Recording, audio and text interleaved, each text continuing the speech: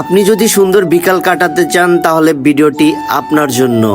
আর এই সুন্দর বিকাল কাটাতে হলে আপনাকে কি কি করতে হবে আর কোথায় যেতে হবে, কি করতে হবে না করতে হবে, চলেন শুরু করা যাক বিস্তারিত।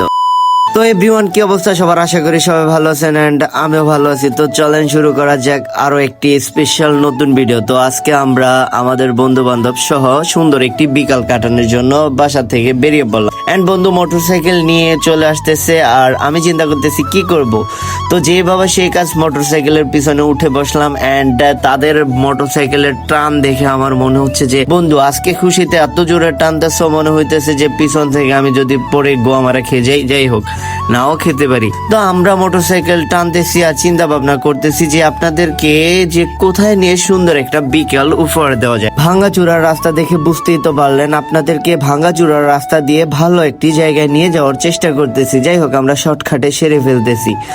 আমার বন্ধু বলতেছে যে শীত পড়ছে, এই শীত বেটা মানুষের লেগা কিছুই না। যাই হোক, ওনাকে একটু বড় চ্যালেঞ্জ নিছে যে শার্ট খুইলা তারপরে মোটরসাইকেলে বসে থাকবো, মানে সন্ধ্যার পরে।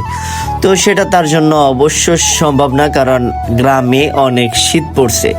যাই হোক, আমরা কথাবার্তা বলতেছি আর আপনাদেরকে একবারে সুন্দরভাবে এটা বলে দিতে চাই যে আমরা আসলে কোথায় যাচ্ছি এন্ড কি করতেছি। তো আগে আপনাদেরকে বিস্তারিত বলে নি, আমরা আজকে আসলে আমাদের গ্রামের স্পেশাল একটি জায়গায় চলে যাব, যেটা হচ্ছে লক্ষ্মীপুর জেলার রায়পুর থানা।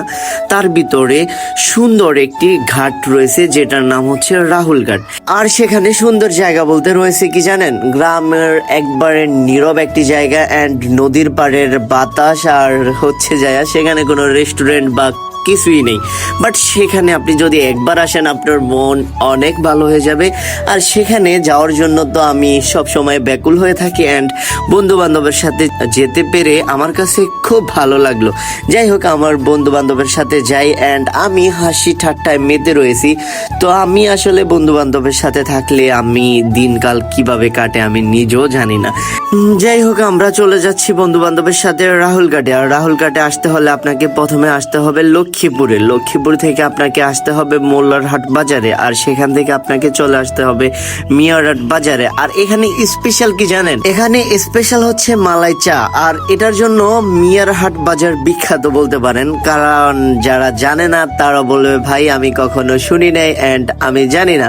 বাট আমি বলবো কি জানেন, আসল কথা হচ্ছে সৌন্দর্যময় যে জায়গাটাতে যাব আর সেখানে যাওয়ার আগে মালাই চা খাবো না তাহলে কিভাবে হয়। আর দেখেন, আমরা আসলে দেখতে দেখতে চলে আসছি কোথায় জানেন, রাহুল ঘাটে। আর দেখেন রাহুল ঘাটের সৌন্দর্যটা কোথায়, এই যে গ্রামের যে কোনো ধরেন আওয়াজ নেই, গাড়ির আওয়াজ নেই, কোনো চিল্লাপাল্লা নেই, হইচই নেই। সেখানে দেখেন এখানে কি মানে নদীর পাড়ে কোনো কিছু নেই, কিন্তু বসে আড্ডা দেওয়ার জন্য একটি পারফেক্ট জায়গা।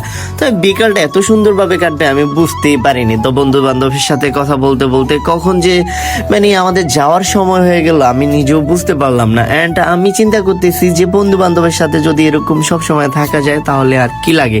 তবে আপনারা তো বুঝতেই পারলেন এখানে সৌন্দর্যটা আসলে কিসে। দেখেন, আমি আসার সময় চিন্তা করলাম যে একটু ফিল নেই, আর ফিল নেওয়ার জন্য বন্ধু মোটরসাইকেল চালাচ্ছে আর আমি বসে আছি। আর তারপরে শেষ করার জন্য ব্লগ, আমরা সেখানের বাজারে এসে খাইলাম পিঠা, আর শীতের পিঠা মানে ভিডিও শেষ।